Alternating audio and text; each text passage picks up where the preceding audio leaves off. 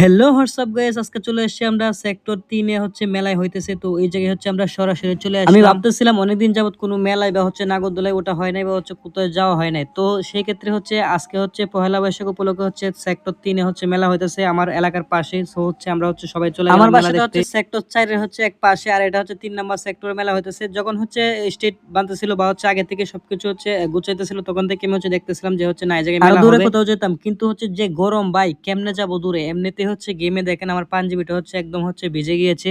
অনেক friend circle যে উদ্যান যাইতেছে বা অনেকে স্মৃতিসৌধ যাইতেছে, অনেকে আপনার রমনার দিকে বটতলায় যাইতেছে। তো আমাকে অনেকে বলতেছে, কিন্তু আমি বলছি না, এই গরমের মধ্যে আমি দূরে যেতে পারবো না, আমি এলাকার আশেপাশে তো রোদ্দুর এখন অনেকটা কমে গিয়েছে, যার কারণে বাইকটি নিয়ে বের হয়ে গেলাম যে মেলাটা দেখে আসি। আসলে অনেক সুন্দর মেলাটা হইতেছে, যদিও এটা খুব একটা বিশৃঙ্খল ভাবে হয় নাই, অন্য অন্য জায়গায় কিন্তু অনেক বিশৃঙ্খল ভাবে হয়। শুভ নববর্ষের উপলক্ষে কিন্তু একটু ভিড় হয়ে থাকে, যেহেতু একটা গেট, এই জায়গায় অনেকটা ভিড়। যখন ঢুকতেছিলাম তখন অনেকটা বেশি ভিড় ছিল, আর বের হওয়ার সময় অনেক বেশি ভিড় ছিল।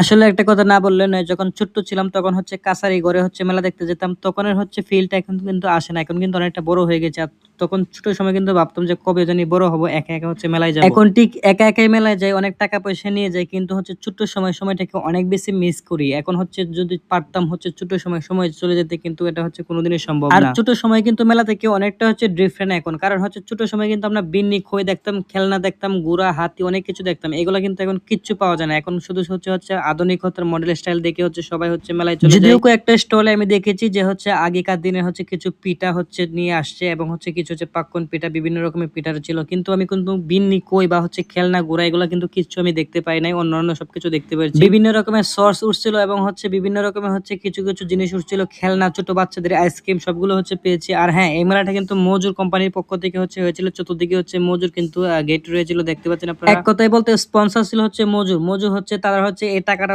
অনেকগুলো গেট দিয়েছে, এবং অনেকগুলো যে কনসার্টের যত টাকা কথা সবগুলো মজু দিয়েছে, কারণ এটা একটা ব্র্যান্ড। এই কোম্পানি যাতে আরেকটু বেশি ব্র্যান্ড হয়, সেক্ষেত্রে মজু এই কোম্পানি আগে থেকে কোম্পানি তাদের সাথে কথা বলেছে, কমিটিদের সাথে, সেক্টরবাসীদের সাথে, তারপরে এই জায়গায় এই অ্যারেঞ্জমেন্টটা করেছে। তো যাই হোক ভিউয়ার্স, আমরা অনেক বেশি আনন্দ পাইছি। এখন ছোট সময়ের যে বিষয়টা, সেটা আমরা বলার মতো নয়। যদিও আমরা ছোট সময় শৈশবে যেতে চাই, কিন্তু আমরা যেতে পারবো না কোনোদিনে। তো এখন আমরা এই বর্তমানে যে সময় আছি, সেই সময় তাল মিলিয়ে চলতে হবে। তো ভিউয়ার্স, মেলাটা কেমন লেগেছে আপনাদের কাছে অবশ্যই কমেন্ট করে জানিয়ে দিবেন। আমি জানি আজকে পয়লা বৈশাখ উপলক্ষে অনেকে বাসায় শুয়ে আছেন, বাড়িতে বসে আছেন, মেলায় যান নাই, তাদের জন্য এই ভিডিওটি। তারা এই ভিডিওটা দেখে আপনারা ফিল নিবেন যে না, আমি মেলায় গিয়েছিলাম, বা মেলায় কি কি হইতেছে সবকিছু। আর যদি ভিডিওটি ভালো লাগে, তাহলে ভিডিওটি একটু লাইক করে শেয়ার দিয়ে সাথে থাকবেন। আর যারা ইউটিউব চ্যানেল দেখতেছে, তারা ইউটিউব চ্যানেলটি সাবস্ক্রাইব করে সাথে থাকবেন। সো ভিউয়ার্স, দেখা পরবর্তী নতুন কোন ব্লগে। সে পর্যন্ত আমাদের সাথে থাকুন। আর এখন আমরা কিছুক্ষণের ভিতরে বের হয়ে যাব। তার মধ্যে আলিফ বলতেছে আইসক্রিম কবে, তো কি আর করে, আমি আইসক্রিমের দোকান খুঁজতেছিলাম। আর হ্যাঁ, ওই যে সামনে একটা আইসক্রিমের দোকান